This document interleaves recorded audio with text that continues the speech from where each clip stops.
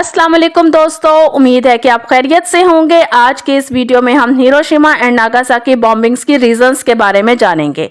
1 सितंबर 1939 को world war 2 तब शुरू हुई जब जर्मनी की तरफ से हिटलर ने पोलैंड पर इन्वेड किया और 3 सितंबर 1939 को यूनाइटेड किंगडम और फ्रांस ने जर्मनी के अगेंस्ट वॉर डिक्लेयर कर दी। वर्ल्ड वॉर 2 में दो बड़ी अलायंसेस थी। एक तरफ इटली, जापान और नाजिस जर्मनी थे जिन्हें एक्सिस पावर कहा गया, और दूसरी तरफ ब्रिटेन, सोवियत यूनियन और यूनाइटेड स्टेट्स थे जिन्हें एलाइड पावर्स या एलिस कहा गया, और फ्रांस और चाइना भी एलाइड पावर्स का हिस्सा थे। अमेरिका वर्ल्ड वॉर 1 के बैड एक्सपीरियंस के बाद वर्ल्ड वॉर 2 का हिस्सा नहीं बनना चाहता था और इस जंग से दूर रहना चाहता था, लेकिन 7 दिसंबर 1941 को जापान ने पर्ल हार्बर पर सरप्राइज अटैक किया। 350 जापानीज एयरक्राफ्ट ने अटैक किया जिसमें 19 यूएस शिप्स तबाह हो गए, 188 मिलिट्री एयरक्राफ्ट्स और 2000 यूएस मिलिट्री पर्सनल की डेथ्स हो गई।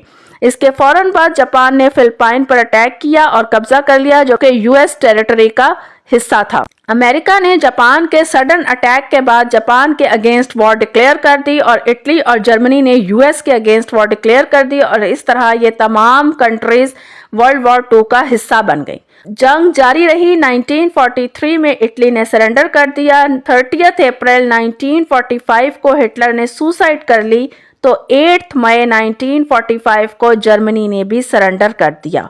अब सिर्फ जापान था एक्सिस पावर की तरफ से जिसने सरेंडर नहीं किया था। अमेरिका और जापान के दरमियान ओकिनावा आइलैंड पर बैटल हुई जो अप्रैल से जून 1945 तक जारी रही। अमेरिका ने यह लड़ाई जीत ली, लेकिन अमेरिका के 12,000 सोल्जर्स की डेथ्स हुई और अमेरिका ये देखकर शॉक्ड हो गया कि जापान की तरफ से सुसाइडल कैमिकाज़ी अटैक्स हुए, और जापान के लोग इतने ब्रेन वॉश थे कि ओकिनावा के 25% लोगों ने अपनी जान दे दी, लेकिन वो सरेंडर करने को तैयार नहीं थे। अमेरिका ने इस लड़ाई के बाद अंदाजा लगाया कि अगर वो इसी तरह जापान के साथ जंग जारी रखते हैं तो उन्हें 10 साल लग जाएंगे और हो सकता है कि उनके 1 मिलियन सोल्जर्स की डेथ्स हो जाए। 12 अप्रैल 1945 को अमेरिकन प्रेसिडेंट फ्रैंकलिन रूजवेल्ट की डेथ हो गई और हैरी ट्रूमैन ने चार्ज संभाला। अब हैरी ट्रूमैन को जापानीज के अगेंस्ट सोल्यूशन फाइंड आउट करना था। उसी वक्त ट्रूमैन को एक top secret US military project के बारे में पता चला, द मैनहट्टन प्रोजेक्ट।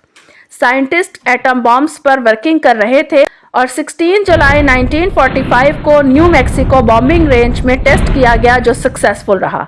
ट्रूमैन को लगा कि उन्हें सोल्यूशन मिल गया। उन्होंने गवर्नमेंट हेड्स के साथ बॉम्ब गिराने के बारे में डिस्कशन की और डिसाइड किया कि पहले जापान को एक लास्ट वार्निंग दे दी जाए।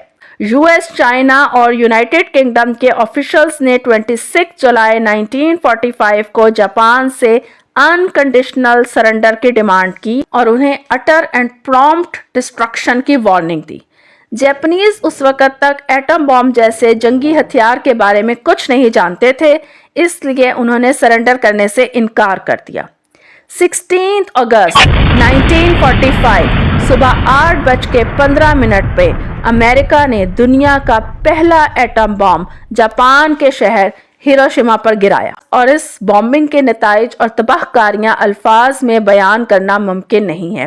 80,000 लोगों की इंस्टेंटली डेथ हो गई, लोग अंधे हो गए, हेयरिंग लॉस्ट हो गया, पॉइजनस रेन हुई और जो नीला आसमान था वो बिल्कुल काला दिखाई देने लगा, और इसके आफ्टर इफेक्ट्स कई महीनों तक जारी रहे जिसमें लोगों की डेथ्स हुई बर्न्स की वजह से, इंजरीज की वजह से और रेडिएशन सिकनेस की वजह से।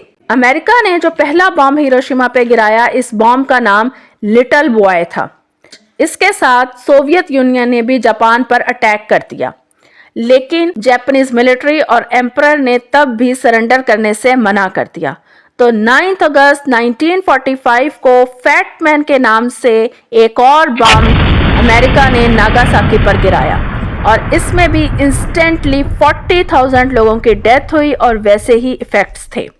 हिरोशिमा एंड नागासाकी बॉम्बिंग्स के नतीजे में ऑलमोस्ट 2 लाख लोगों की डेथ हुई जिसमें 95% लोग सिविलियंस थे। अमेरिका का हिरोशिमा एंड नागासाकी बॉम्बिंग्स का असल रीज़न ये था कि जापान फौरन सरेंडर कर दे और जंग ख़त्म हो जाए, और ऐसा ही हुआ। 15 अगस्त 1945 को जापानीज एम्परर ने सरेंडर कर दिया और 2 सितंबर 1945 को वर्ल्ड वॉर II ऑफिशियली ख़त्म हो गई। जंग ख़त्म हो गई, लेकिन ये सवाल रह गया कि क्या अमेरिका का हिरोशिमा एंड नागासाकी सिटीज़ पर सिविलियंस पर बॉम्बिंग्स करना लीगली और मोरली जस्टिफाइड था? ये आज भी कंट्रोवर्शियल इशू है। इसीलिए अमेरिका के बाद किसी कंट्री ने भी एटम बम का इस्तेमाल नहीं किया, क्योंकि उसके आफ्टर इफ़ेक्ट्स इतने डिस्टर्बिंग थे कि लोग नहीं चाहते थे कि दोबारा ऐसा हो। इसलिए अमेरिका दुनिया का फर्स्ट एंड ओनली कंट्री बनकर रह गया जिसने बॉम्बिंग्स की। आई होप आपको आज की वीडियो इन्फॉर्मेटिव लगी होगी। अपना ख्याल रखिएगा। अल्लाह हाफ़िज़।